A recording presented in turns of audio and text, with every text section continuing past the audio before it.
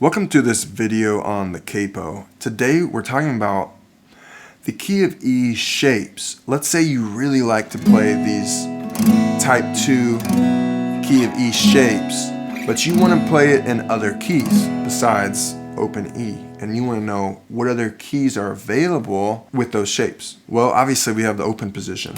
First, you really need to know these type 2 shapes. So I have videos on the key of E for level 2, InsideOutOnline.com, or just on YouTube. We have E. A add 9 for an A. This is technically like a B sus chord, fancy B sus chord. We're using these open ringing out strings in our C sharp minor open position shape. And if you don't know these, you'll definitely want to pause this and go spend 10 months on those first videos. But if you're good, I'm gonna keep rolling. So this video is for if you like those key of E shapes and you want to play them up the neck. What keys can we get to? Well, let's make an observation. The first observation is that our E chord, the bass note that holds this chord, is where along this top string. It's all the way to this open position. Open string, 0 fret.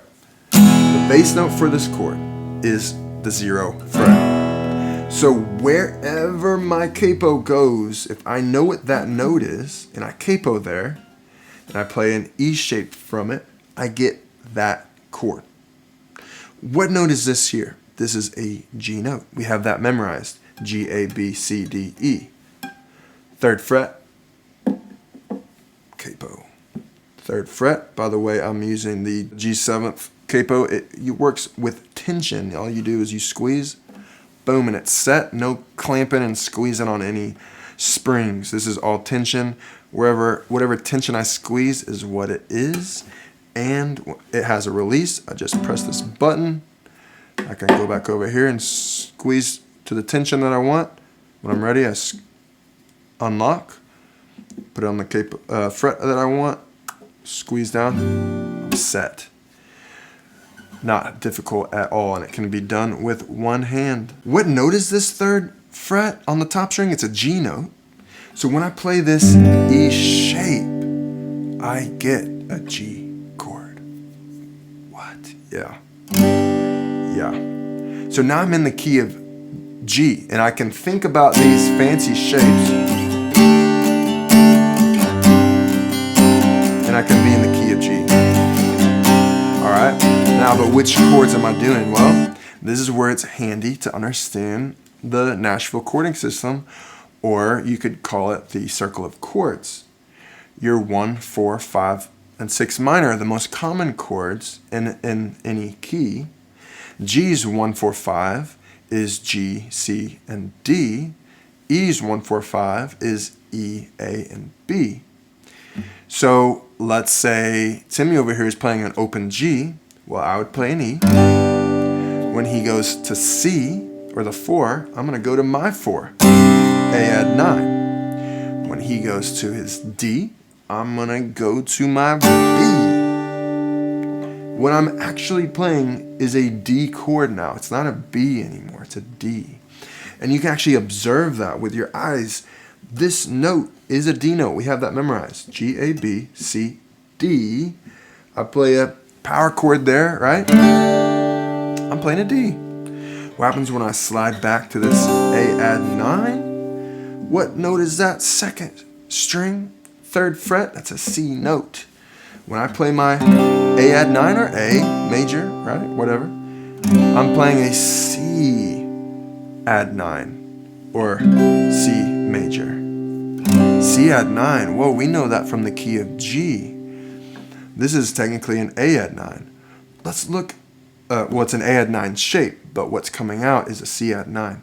Think about that C add 9 for a second. C add 9 has this 3rd fret, 2nd string, and it also has these bright 2 strings on the bottom. Well, what do I do when I play this A add 9 shape?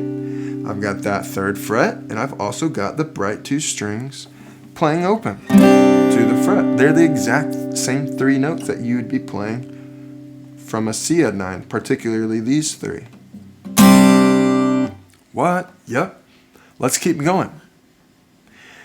What other keys can I play in the E position, in the E shapes?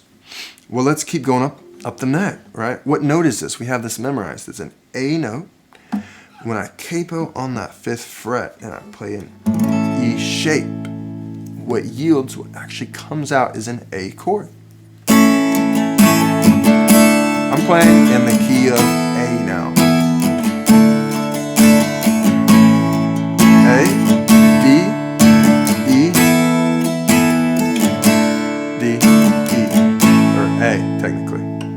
I'm saying the technical chords that are playing. Let's say you don't want to play that open A position. You know, you don't want to go to the D and the E, sounds funny, and the F sharp minor bars, you know, you don't like the sound or it's too difficult.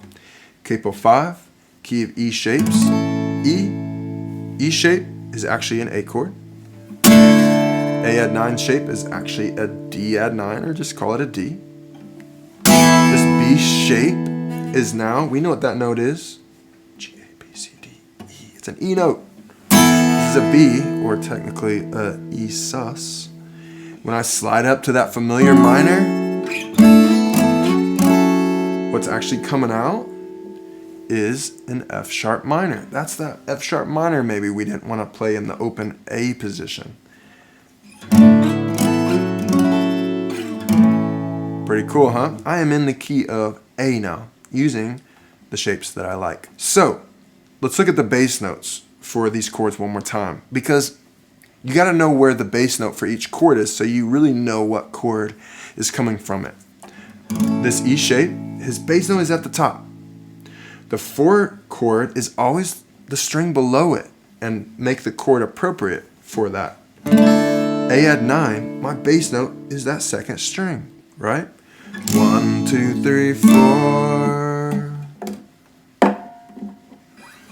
1, 2, 3, 4. A's bass note is this 2nd string open. D's is this 3rd string open, straight down. 1, 2, 3, 4. Now I'm just to the top strings now because I'm on the 5th fret. 1 top string, 2, 3, 4 2nd string, and the 5 is a lift from there. Look, I'm lifting that chord. So, knowing where your bass note is, and then understanding the key of E shapes works well for the key of G. Clamp on the 3rd fret, boom, E shape, G chord. 5th fret clamp yields key of A. And then anything in between there. Let's say you needed the key of F. You're like, I don't play key of F. Well, where's the F note? Here's an F note. There's really no other chords I can play back here except to capo on the 1st fret. Now I'm in the key of F. And I get to play the familiar shapes that I like.